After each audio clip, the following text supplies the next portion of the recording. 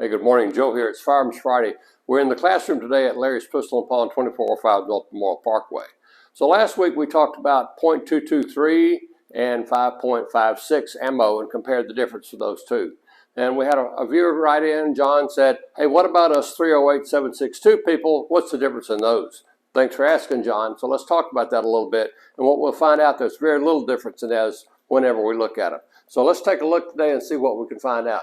And what we'll do, we want to know why they exist, what's the difference, and why does this difference matter, or does it matter? Let's take a look at that. So why do they exist? Well, the 30-06, if you will, was introduced in 1906 as standard ammo for the 1903 Springfield bolt-action rifle, which was a standard Army. Now this cartridge was originally 7.62 by 63 millimeters in a bolt-action rifle. Okay, so let me show you what that looks like in reality. This is a 1903 Springfield style rifle here. So in combat, every time you fire this gun, you have to eject and reload, eject and reload. So this is very time consuming when you're getting shot at. You don't want to spend a lot of time trying to reload this thing. So that's very time consuming. So the military said, well, we need a better way to do that. So they loaded the first ones up then with this original round of 30-06, which proved to be a failure. The 30-06 was just too large to really do anything with. So these semi-automatic rifles were needed to have a faster, more effective shooting method and better firepower. So this led to the development of the M1. Now this 30-06 cartridge was just too difficult to adapt to the rifle, and that's why this came up. So I'm going to show you what one of these looks like real quick. Now this is an M1 right here. Okay, this is an actual M1. This was used in World War II by some lucky soldier, and this uses a literal clip. The ammo fits inside here, 8 rounds, and to load this thing, you actually take this and push it down in here, load it up, shoot your 8 rounds, and when your 8 rounds are expended, this clip pops out and lands on the ground someplace. You grab a fresh clip of 8 rounds, stick it in, push it in, and keep going. So this was a great advancement in terms of combat firepower. Now, this is a clip. Make sure you understand, this is a clip. This is the only firearm that uses a clip. Your semi-automatic handguns and so forth do not use clips. They use magazines. So speak correctly when you come to the range. This is not a magazine. This is a clip. The thing that you have in your semi-automatic handgun, that's a magazine. All right, there's your lesson in that today. Now, so let's talk a little bit more about this. We needed a smaller, more powerful cartridge that would function in a semi-automatic rifle. And the original firearm would not work with that. So the commercial .308 Winchester and the military 7.62 by 51 millimeter NATO chamberings have evolved separately, but they remain similar enough that they can be loaded into each other's firearms. So that's an important thing. Now, again, continuing with the need. The .308 Winchester cartridges are typically loaded to higher pressures than the military cartridge of 7.62 by 51.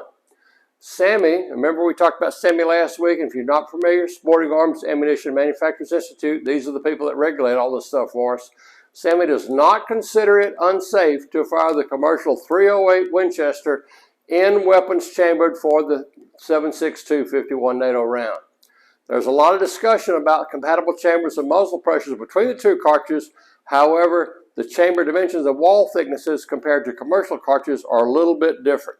Nothing you can see when you just pick a cartridge up and look at it. So, the 7.62 by 51. During the 40s, the 300 Savage cartridge was the basis for experiments used by the military, resulting in the development of a series of experimental cartridges. The experimental cases were made from the standard, and later iterations were made from short versions of the massive 30-06 Springfield. The resulting cartridges provided a ballistic performance roughly equal to the 30-06 cartridge, which is what they were shooting for anyway.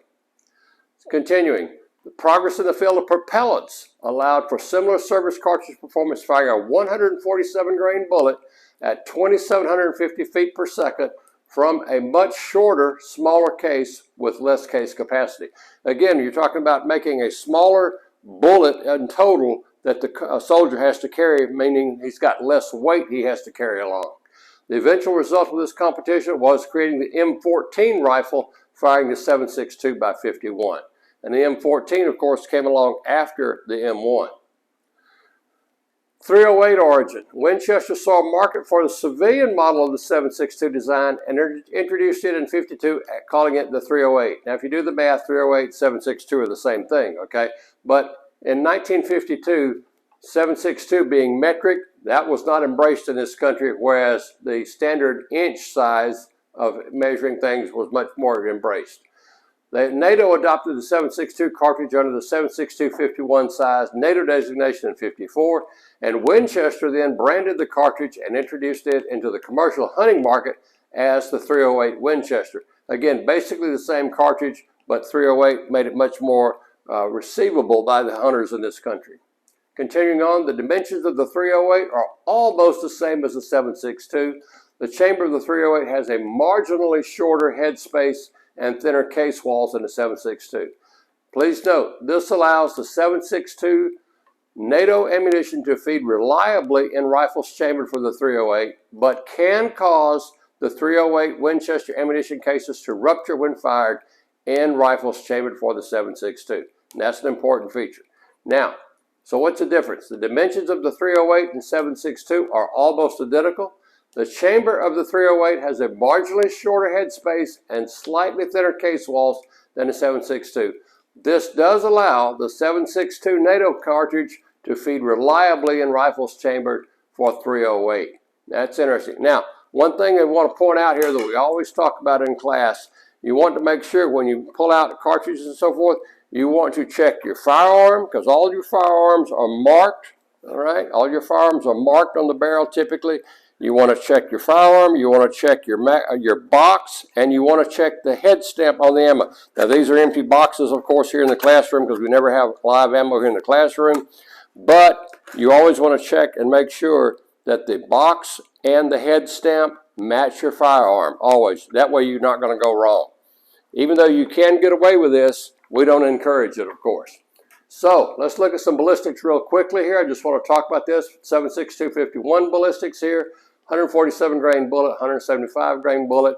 This was the long-range boat tail hollow point, 2,800 feet per second, 2,600 feet per second. The 308, if you get down here, larger bullets, 168, 175. You can see they're running around 2,600 feet per second here. And again, you can stop the video and study this later on if you like. All right, so that's what we talked about today, the 308 and the 7.62. Compare the two. They are interchangeable to a point, but we don't recommend that. We'd rather you check your firearm, check your box, and check your head stamp. Make sure they're all compatible. All right, that's it for this week. Thanks for tuning in. You guys all out there, be safe and stay armed and stay safe. Take care.